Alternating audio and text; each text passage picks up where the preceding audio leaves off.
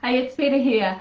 Have you ever had those moments when you are super busy and you start to feel really stressed and you just keep going and pushing through whatever you need to get done, and you just don't take a breath, and what happens is it compounds and it compounds, and you can feel yourself getting more and more overwhelmed and more stressed from it. You know, we girls, we tend to do that a bit, don't we? You know, I'm going to put my hand up for this, that we've got so much going on and so many things to deal with, that what happens is that we think we just have to suck it up and that we have to push through. So we join that push through it club, you know, and we get through it, and we think that there's no impact on our body or our mind. But what happens is that level of stress that we're pushing through day in, day out can certainly have an impact on how we're feeling. And a lot of the times, as I said, we just don't notice it and we just keep going. So I've had situations where I've done exactly just that, and many occasions. But there was this one occasion where I thought, yeah, okay, I was just moving it through, getting into that club zone where, you know, us girls are just sucking it up all the time. And I thought I was doing okay, but for some reason I looked at what my resting heart rate was of a morning. There were a couple of mornings in a row and I went, oh, wow, okay. So I was feeling okay, but my body was telling me internally that there was something different going on. But then there are those days where I am pushing through it and I can feel myself, you know, I can feel how my body, my whole nervous system is reacting. And, you know, I'm starting to get ants in my pants and I'm moving around all over the place. So I know they are clear signs that I need to move into the self-care club instead and start taking care of myself. And so today what I wanted to do is just share with you, you know, 6 ways, 6 very simple things that you can do so that you can start to handle that busyness, that stress a little bit better in your daily life. So one of the things that the ladies in the Connection Zone were talking with me about on Saturday was just this scenario. So there'd been a couple of situations happen. She's gone back to work full time. That life was quite chaotic. And so what was happening was it was quite difficult to maneuver. And what she said to me was that she found herself reaching for those sugary, fatty foods. And that's quite common, that what happens is that when we're feeling that level of stress, that we want to, you know, go for those comfort foods.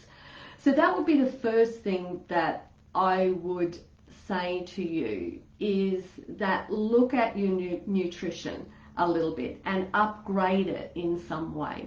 So is what you're eating enough to sustain your body so that you're getting the nourishment that you need, or is it just simply, you know, a rush job and you're eating just whatever, and so what happens is then it compounds and you start to eat all of those not so good foods. So if you can just take that moment in the morning to slow yourself down, give yourself a good breakfast to start with, because when you can set that day up right, then you're more able to cope with it during the course of the day. So and look, the breakfast doesn't have to take a lot of time. So one of my go-tos are, you know, protein smoothies. I can get my veggies in, I can get fruit in, I can get the protein in, I can get some good healthy fats. So, you know, I can just throw it all in a blender and off I go. So just would be my first tip, is be aware that when we're feeling busy and stressed, we shortcut our nutrition and we want to upgrade it. So if we can start our day the right way, that's certainly going to help you make better decisions throughout the day. Okay, so that's your first tip. The second tip that I shared with the ladies in the connection zone, and it's one of my favorite go-tos because you can do it anywhere and it's very, very simple, it's very, very quick, which is to breathe. And there's lots of different ways that you can breathe. There's box breathing, there's belly breathing, so a whole host of different ways to breathe. But one of my favorite when it comes to lowering my stress is a simple 2 inhale through the nose, very quick, and then a big exhale out from the mouth. So let me just show you what that looks like. So you go,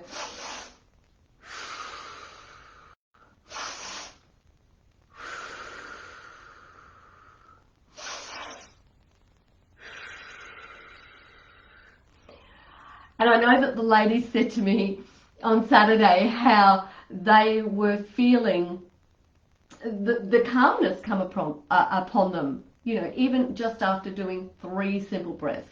So it's one of my favorite techniques because you can do it anywhere. It doesn't matter where it is. You can do it in the car, you can do it in the shopping center, you can do it at your desk, anywhere you like. Okay, so breathing, I think, is a great tool. All right. The next thing is to move. And look, moving, we sometimes think that, you know, that movement, that exercise is a nice to, you know, we'll do it later. But what happens is when you move, you change the energy flow in your body, you change your physiology a little bit. And so what happens is then you're able to cope better. Now, one of my favorite techniques is the walkout. So standing at the end of my yoga mat in a tall position, walk out on my hands, come to a plank position, that full plank position. And what I do like to do is to lower myself down to the ground then, and then push myself back up, and then come back up into the walkout. So, you know, a quick little 1 minute of walkouts, that is just going to get your heart rate pounding, which is going to help, you know, lower the stress levels. It's going to give you that feeling that you can cope a little bit better, and also help you be that little bit more productive as well too, because we are talking about the busy zone, right? And so I love the walkout. I think it's just a great all-round exercise because you work almost all of your body during that exercise. So really, really simple, quick little walkout, 1 minute of them, then back to your desk. So these tips are things that I want you to be able to do very, very quickly and easily during the course of the day. All right.